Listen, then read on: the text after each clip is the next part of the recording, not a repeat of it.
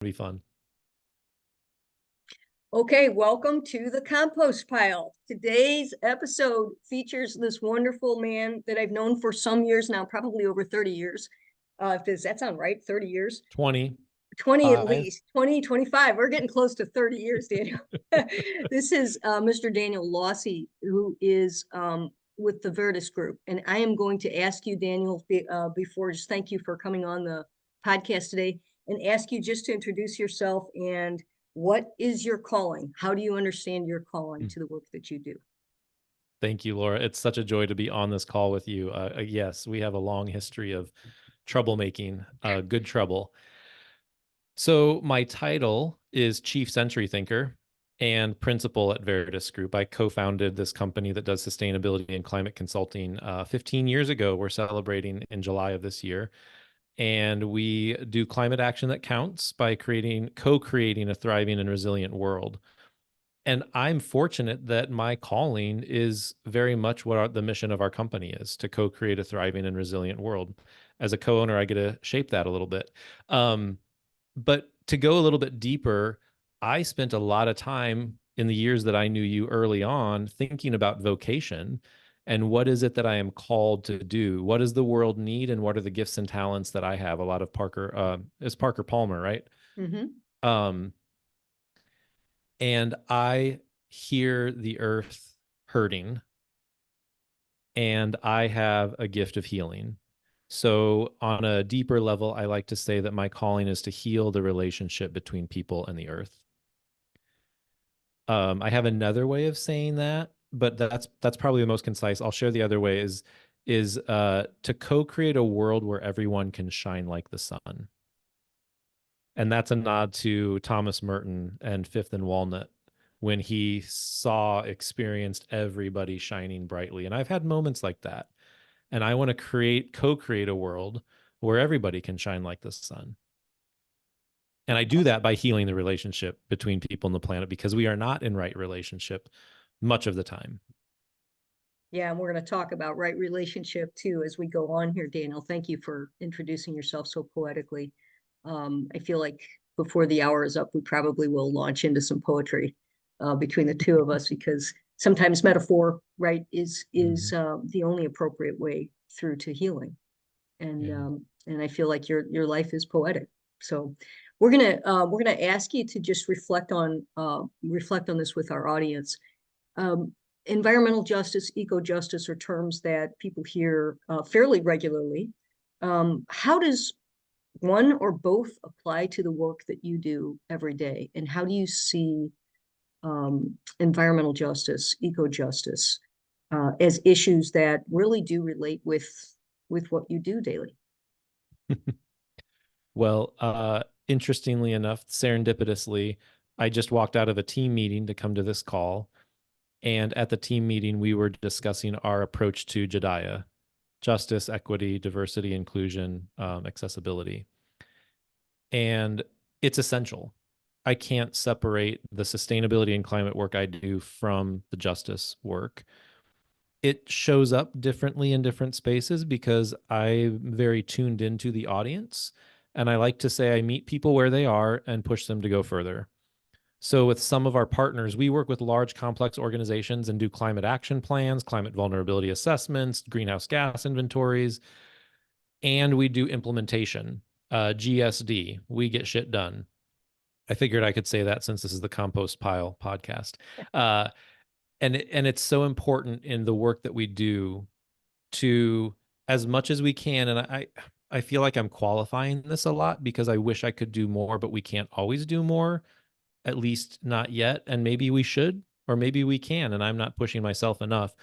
But centering the justice work in the work that we do. Some of our clients aren't ready for that to be centered. They hire us from the environmental sustainability. But here's what I like to say: the work we do becomes a way of thinking and a way of seeing and relating with the world, where we're honoring and healing more of the relationship with the environment. And sometimes that's where people have to start before they begin to see then how they heal the relationship with each other. So organizations that begin to do sustainability and they're all in and they're committed to it, often that sustainability mindset expands out to how they treat their people and how they treat their customers and how they think about the world in a more just human justice standpoint. So that's one way of describing it. But also, one of the things we do is thinking about how do we invite all the voices to the table that are impacted by the decisions that these organizations are making. So we believe that people participate in what they help create. So when we do a planning process, we're not a consultant who comes in, harvests a bunch of data from our partners, goes back to our office, writes a plan, and then brings it back. We have multiple points of engagement and feedback loops. We see them as a living system. And in a living system, every organism is inherently valuable. Um, and so inviting lots of different people to the process to co-create a plan for the organization instead of just the senior leadership team. That's one of the ways we do that. Some of our work is with municipalities where we get to engage the community. And so we're asking ourselves, what are some of the barriers for participation? How do we provide childcare at these public meetings? Let's feed people who come to these public meetings, because we want to remove as many barriers as we can to get their voices at the table, because their voices matter. They're essential to doing this in a good way. For me, there's also an element here of thinking about the eco justice. When you say that statement, I think about the innate value of all organisms, of all life, the plants and the animals. Uh, yeah. And how do we create life affirming choices, life affirming actions that create conditions conducive to life for all beings, humans, plants, and animals? And yeah, I'll stop there because there's a lot more to unpack with that. And I'll also add that I'm always learning. When I think about Jediah work, I am one of the most privileged identities there is, a white male business owner. I don't have a boss. I have a business partner, but he and I are equal, and so we balance each other really well. But I technically don't have a boss, and I'm white and I'm male. I am the patriarchy. And so acknowledging that privilege is important, and checking my biases that I do things that I don't even think about. I don't have as many invisible burdens as a white woman. I don't have as many invisible burdens as a person of color or a different identity other than white male.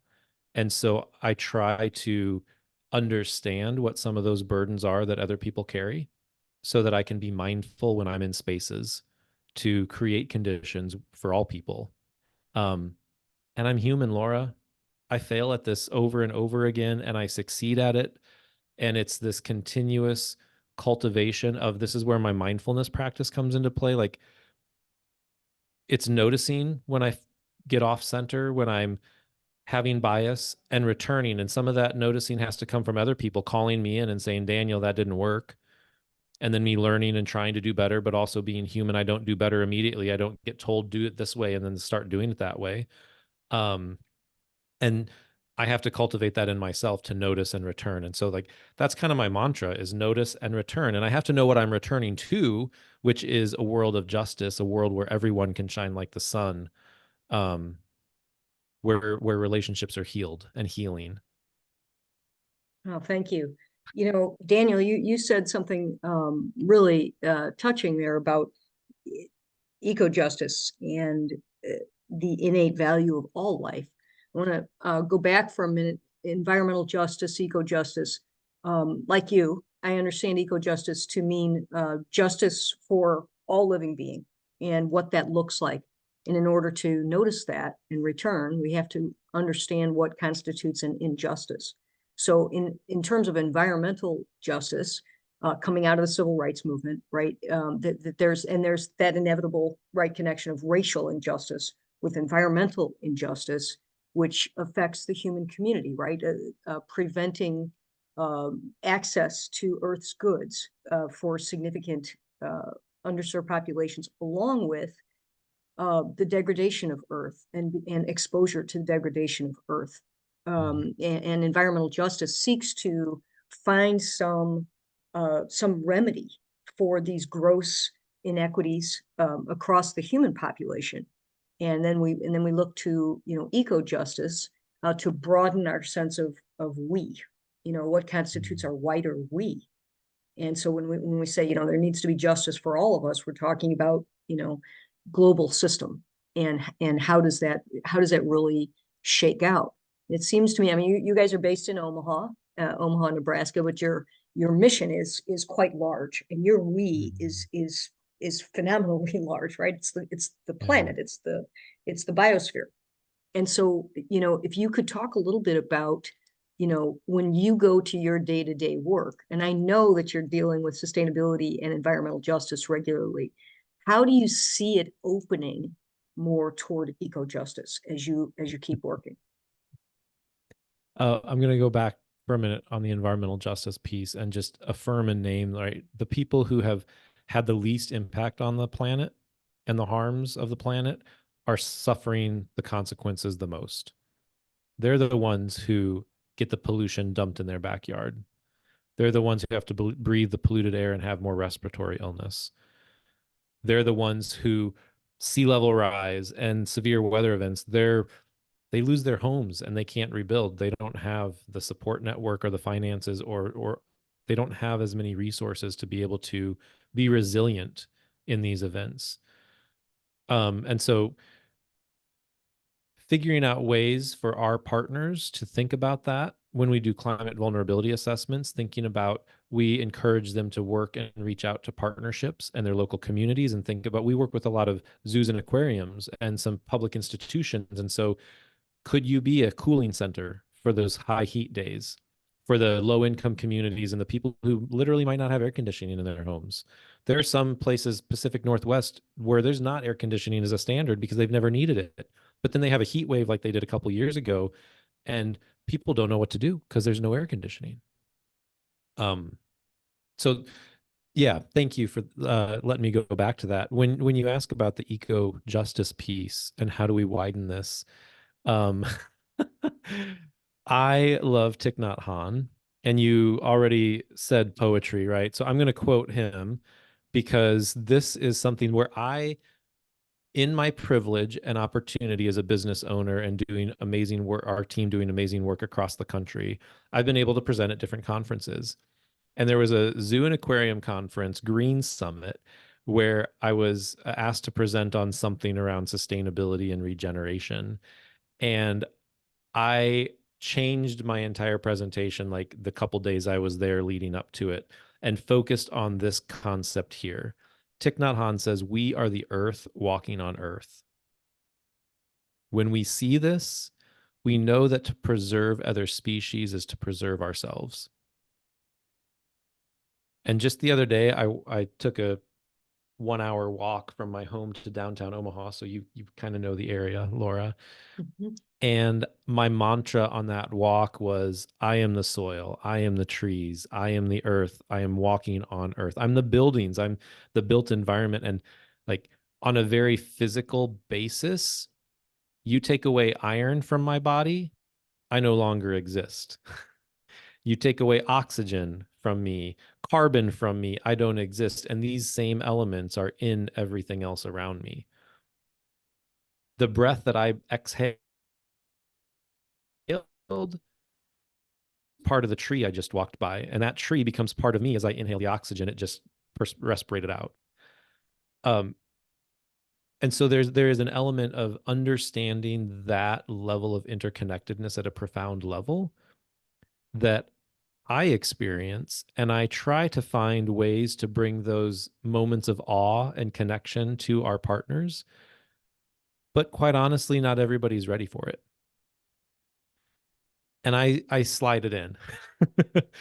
I make it a point when I get to be in a room with senior leadership at a large complex organization to kind of, sometimes it's intuitive, sometimes it's really intentional. How do we create a place of awe, a moment of awe, so that they can expand their identity of themselves? And there's a book out called Awe. If you haven't read it, I have. it's beautiful, right? And when I Uh-huh. read that book, Laura, I was like, this is what I do. I didn't have a name for it. I didn't have the physiology of it, but I knew from a mindfulness and meditation standpoint and a theological background. I maybe took one or two classes from you. ruined me for life in the best possible way, that it's so important for people to experience this emotion of awe, this connection to something bigger and grander than who we are. Oh, so true. Yeah. And Yeah. so, like, fundamentally, sometimes I frustrate people because I don't, I'm not as direct or business minded. I have a humanities background, I have a theology degree, and I'm in the business world, which is one of the biggest assets that I believe I have. When I first graduated, you'll remember, I'm like, what do I do with a theology degree if I don't teach or become a priest? I don't have any future, and I'm never going to fit in. And it's exactly that background and experience that makes me not fit in the best possible way. So I work on the realm of frameworks and mindsets more than I work on like the tasks and tenacity of like, let's just do these things. I can get in there and we can move things forward. But if I can get people to change how they think, that informs the words we use. And both the words and our thoughts inform the actions we take, whether they're conscious or subconscious. So I work at this level of frameworks where sometimes people are like, that's so abstract, that's too philosophical. And sometimes that gets to me and I'm like, you're right, I need to bring it down. And then I step back, I'm like, but if I can get somebody to change their worldview, it's going to change everything Everything else. else. Everything else. Everything And else. I've witnessed it. I've witnessed it with partners that we've worked with where I've been telling this story a lot, but we worked with a church that was building a new church and they invited us to be at the design table with the architects and engineers. We're not designers, we're not A&E firms. We bring sustainability as an operational and implementation and embodiment. So we did a workshop in the forest. I said, okay, everybody, part of what we're doing is we're going to the forest and we're going to do a workshop on living systems and biomimicry in the forest. And I trust me, I'm going to tie it to your mission as a congregation of faith and to a new construction project. So we did that. We come back, we do a workshop with the A&E, the architects and engineers, and do more technical stuff. So it was great. Several months later, like any building project, you get to the place where like, okay, our eyes were bigger than our budgets. We need to cut budget. We need to reduce our budget because we overdid things. And this committee of church members was in the room, the building committee, and the architects and engineers were facilitating like, okay, so we need to cut this and we need to cut that and or we need to cut this much money. Here's some different places. And sustainability came up as like this bucket of, well, what do we want to cut from sustainability? And it bothers me to no end that sustainability is thought of as an add-on and then it just gets cut when things get hard or we have a budget constraint. And I kid you not, I could not have said this better and they would have expected it from me. This woman speaks up and she says, I don't think we're thinking about this in the right way. We said that stewardship and creation care was part of what our mission. And you're asking us to like cut a bunch of sustainability features so that we can stay on budget. And she said, what if we just cut the chapel? We already have a sanctuary. That would help us get back to our budget. How much would it save if we cut the chapel? And everybody in the room was like, we can't cut the chapel. We're a church. And she said, exactly. We can't cut sustainability carte blanche. We're a church. Ooh, Now nice. we can talk about the fixtures and the finishes and the pieces of the chapel, but we're not going to cut the chapel. We can Oh, talk about the nuances and the level of sustainability that we're going to do, but we're not going to cut sustainability. oh, And it changed, and that was the worldview shift that she brought to the room that we helped cultivate through this process. what a great story. Thank you for that. That is truly, I mean, shifting worldviews is really why I came to my own vocation in what I'm doing, right? So, we've entered in this unprecedented stage of human development where we recognize that humanity, our being, our meaning, isn't endemic to just humanity. In that, we've created mythologies and worldviews that center on the notion that humanity is either the center of everything or at the top of an apex of a pyramid of a hierarchy of being. And now that anthropocentrism is waning, right? It's human centric understanding of who we are is now becoming uh, yielding to another worldview. We call it posthumanism. And the rise of posthumanism, transhumanisms, and posthumanisms is that as humanity is melding, right, it's not going to be the case anymore that there will be any humans born who will not be completely merged with technology, and for Mm-hmm. better or for worse.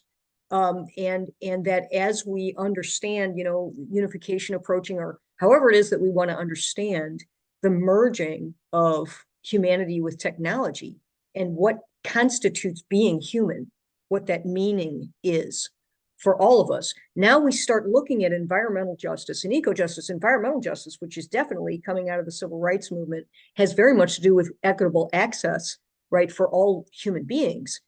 Eco justice, uh, talking about deep ecology, right, and the rights Mm-hmm. of all living being.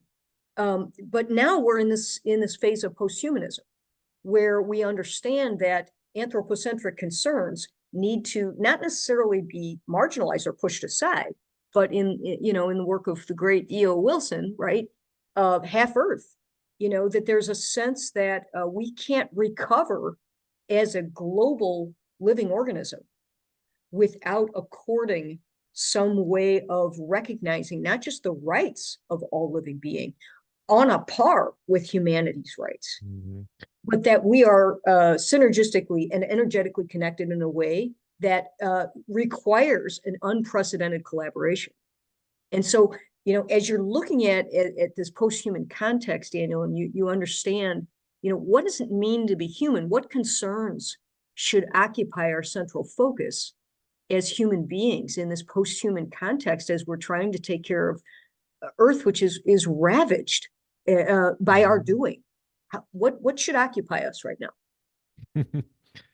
Oh my gosh, so many thoughts came up.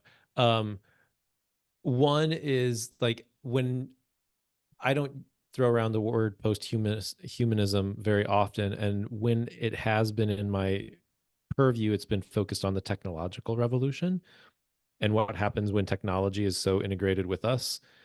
But as we've been talking, what I think about for posthumanism is this integration with ecology, this eco justice that we're all connected, and that's the world that I am working towards. And so, what's occupying my mind? What should we as humans be thinking about? Are you familiar with the Ojibwe people's order of things? Yes. Right. And so, you said it, humans are at the top, and then we eat animals, and animals eat plants. That's how we Western minded anthropocentric folks think about it. The order of things, as the Ojibwe talk about, is that number one is plants, not people, because without plants, nothing else is alive. Number two is animals, because animals eat plants, so they rely on the plants. But the world could exist with plants and animals and no people. We're actually number three on this pyramid of priority because we eat animals and plants. And so we rely on them, but that makes them more important, not less important. Whereas we think it makes us more important because we're the apex predator. We could go away tomorrow and the planet would be just fine. The animals and plants would probably thrive. So when I think about the order of things and putting us in that place of we are number three, we are not number one, I think about regeneration and even moving beyond sustainability. For the longest time, we talked about we do sustainability work, and that still is a term that's used and common and understood. So we keep using it. But where we can, we bring this concept of regeneration to our partners. And I put that on a spectrum, right? Degenerative to sustainable in the middle, and regenerative as the other end of the spectrum. Degenerative is doing harm, intentional or unintentional, which is the way that we've built our civilization, our Western world. Sustainable is great, and to me, that's do no harm. Regenerative is do more good. It's a thriving, dynamic environment, but that I struggle with this, Laura. I don't have all the answers, and I never will. But people, this is where the worldview piece and the philosophy collide with the practical. Define regenerative. What is it that we're going towards? And I'm like, Well, it's like a type 3 ecosystem. It's a mature forest or a mature coral reef or a rainforest or a prairie where every organism is contributing more than it's taking. It's a generous ecosystem. But even in those ecosystems, there's death, there's destruction, there's the adaptive cycle of things dying and becoming compost so that something else can be alive. So on one hand, regenerative is do more good. And on the other hand, that means we also have to live with the fact that life is messy and there is death and there is suffering. And we have to practice noticing and returning. And it's this dynamic thing. And I did a little strategy retreat last week. I had no agenda other than to zoom out and let things emerge. And I had some areas of focus and interest, one of which was like, let's play with this regenerative concept. And one of the biggest takeaways was the dynamic nature of it. And I want to get better at communicating concisely what that means. I still don't exactly know, but our work is never done. As humans living in a post-human world, I think maybe this is it. We are part of it. We are tenders and gardeners that require ongoing nurturing ourselves, and we also must do ongoing nurturing, whether it's a relationship with a loved one or a friend or an organization or the earth. We can't fix the earth and say we're done. It will be ongoing, teaching the future generations how to care for the earth and having them teach us, and then doing the work and knowing that sometimes I'm going to do something that's harmful, most of the time unintentionally, I hope, but then being able to notice that harm and fixing it. And I think what happened to get us to where we are today is that we unintentionally started harming the earth and we just never noticed it, or we ignored it. And so we didn't take the steps to repair. And I think that's what's happening now as the consciousness is growing. And I think it was Wes Jackson who told me this. I got to meet him on a really fun road trip one time. And this idea that when European settlers colonized North America, there was a low population of people. It was a resource abundant place. And the people were, materially poor. And so we set up the United States, political systems, business systems, the operating conditions that were true at the time. So it was an extractive. Oh, there's lots of resources. We're relatively poor, and there's not many of us. When there's not a lot of us, Laura, it's fine to go poop in the woods or go out your backyard and take a leak, right? It's not pollution. It's nutrients for the ecosystem. But when there's millions of us concentrated in a city, that doesn't work. Right. And so the systems that we designed, this is how I don't blame those who came before us. There still is the greed piece, right? But the systems were designed under different operating conditions and they've stopped working. We've been unintentionally harming the planet and hurting Earth. We have to notice and return to a coexistence, a co-creative existence, a thriving, regenerative, dynamic dance with all beings, which is completely possible because nature does it all the time when we don't interfere. So we have to learn to become part of the dance and not separate from it. I don't know if that makes sense or even answers your Absolutely. No, question, but absolutely. I love that's what that. I've been thinking. Thank you. Thank you for that. Yeah, you're echoing, the work of Pierre Teilhard de Chardin, Thomas Berry, of course, and all of Berry's disciples, right? Talking about this great disconnect that happened, right, with humanity in the natural world. And how, authors like David Abram, for example, saying, we've become deaf to the languages that will actually help us to re-enter the web of life and to reclaim that sacred relationship, because we've lost the languaging. We don't know how to communicate and how to listen well, and so we can't be good partners in co-creation and regenerative creation. And so that's the real tragedy. I think poets, like Mary Oliver, for example, are, their life work is cultivating those relationships to try to bring us back into communion. In some ways, religion used to do that, right?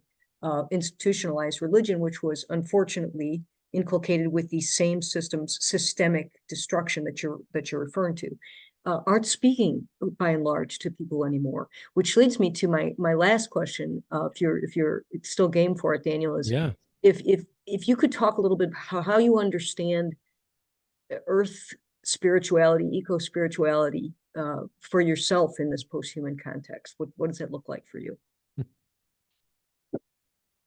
That's a great question. I mean, it's interconnectedness. I mean, it could be as simple as that. For me, it's honoring all living beings. Um, I gain a lot of insight. Like I grew up Catholic, you know that.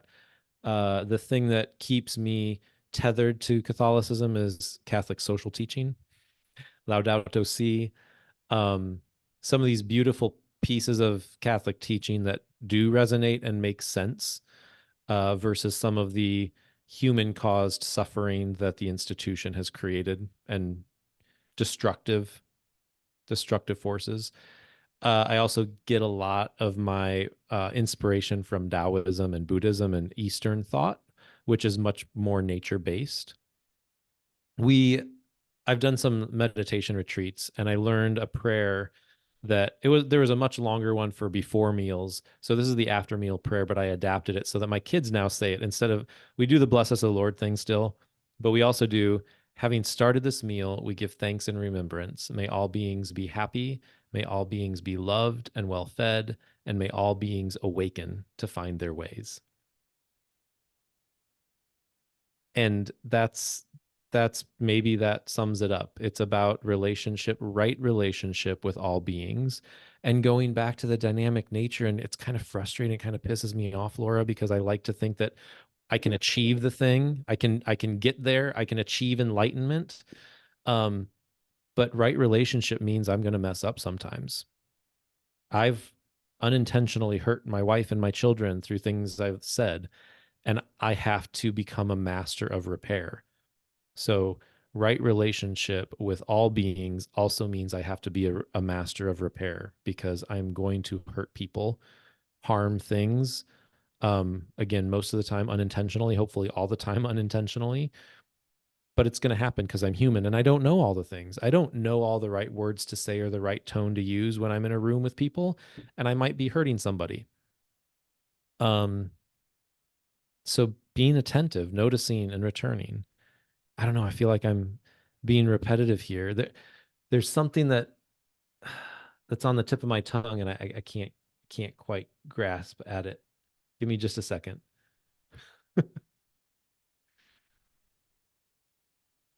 The relationship, the repair. Oh, this idea that we can achieve something and be done with it. I got whapped upside the head when I went on a 7-day meditation retreat. Not literally, although they do that on some, keep you awake. Uh, this phrase that practice is enlightenment. Huh. Enlightenment is practice. And it's like, oh, enlightenment is not a state to achieve, which you knew me from 25 years ago. I'm like, I'm going to achieve it. Right? But enlightenment is a verb, it's Mhm. not a noun. And I just read a passage in Thich Nhat Hanh's book, No Mud, No Lotus. Are you familiar with that That phrase? one I haven't, I don't think so. God, that one's speaking to me. Um, it was a passage about Thich Nhat Hanh, who, if anybody doesn't know him, like one of the world premier Buddhist teachers, just the most phenomenal man who passed away a few years ago. He's like, I couldn't understand why the Buddha kept meditating once he achieved the Buddha state. And then it dawned on him that happiness needs nurturing. Enlightenment needs nurturing. It's not a state that you just achieve. And so, if we continue to nurture these life giving states, this regenerative world, then we'll co create it. But if we don't nurture it, other things will take over. Yeah. And this no mud, no lotus, this is a whole nother track for another time, but I'll tease you with it, is this idea of transforming suffering into joy. You don't have the beautiful lotus blossom unless you have the thick muck and stagnant water of a muddy pond. And so in our lives, and this is hard for me to accept because I'm like, lotus blossom, I just want the lotus. Like everybody's got mud and it looks different. So this even like ties into trauma informed approaches to things, Yeah. which ties into justice pieces, which ties into the mud of somebody who is a person of color whose ancestors were beaten down and killed and enslaved and ripped from their homes. They have a different mud. Yeah. And if I don't acknowledge that everybody's got mud in their life, then I'm missing things and I'm unintentionally harming people. And then the mud in my life and in the world around me, like, how do we transform that into the white lotus, into joy? And so often the books on happiness are all about like, how do we be happy all the time? We're not going to be. And I don't like to accept that either. But I'm working on it. And just like this idea of being welcoming suffering. Hello, suffering. There you are. You're in my life. And then it transforms, sometimes with a lot of work and sometimes pretty easily. So I don't know. There's a lot to unpack there, and that book, it's a lovely book. I'd highly recommend. It's called No Mud, No Lotus. And another tie to that is in the pandemic in 2020, November, December, when everything was still topsy turvy and nobody knew what was happening or how long. I came across this phrase before I read the book, and I folded 100 origami lotus blossoms and I packed them in little cardboard boxes and I sent them to 100 friends and family and partners of Verdis. And I wrote on a card, no mud, no lotus on one side, and on the back it said, may the mud of 2020 cultivate the lotus of this coming year, or something like that. I So love it. That is awesome. That is awesome. there's a lot with that phrase that is enriching my life right now, even though it's hard. I love that. Thank you, Daniel, for that. I that's a gem, and I really appreciate it. And when you said about, interconnection, and that's really the key in being awakened every day and practicing. I mean, those Mhm. are post-human virtues in an ecocentric world, right? Yeah. It's really what they are. And I think, you said your prayer so beautifully. You're probably going to believe this, and we might have even done this while you guys were with me. But Bert and I would pray the E. E. Cummings prayer every meal, because it ends, with awakening. But it's I thank thee, God, for most this amazing day, for the leaping greenly spirit of trees and a blue true dream of sky, and for everything which is natural, which is infinite, which is yes. For I who have died am alive again today. And this is the sun's birthday. This is the birthday of life and of love and wings and of the gay great happening, illimitably earth. How should tasting, touching, hearing, seeing, breathing any, lifted from the know of all nothing, human merely being, doubt unimaginable you? Now the ears of my ears awake, and now the eyes of my eyes are opened. And Mm. that is the prayer, right, for a post-human ecocentric world, isn't it? Yeah. Yeah, the interconnection, and I love it. I love it. Well, we've come to the end of our time, and I'm sad, but I'm happy because I have this on tape. So I love so it. we'll go Thank back. you. Thank you so much for being here today, Daniel, and for talking with me, spending time. I so appreciate the work that you do, and shout out to you and at Vertus Group in Omaha, everybody. He's in Omaha, Nebraska. Um, Working and nationally. and yes, and a wise soul on pilgrimage. And thank you, Daniel, for that. I greatly appreciate it. And Thank you, Laura. love to you, and blessing. And I'm gonna stop recording. Yeah, this was an entire gift to be able to have this conversation today. Thank you.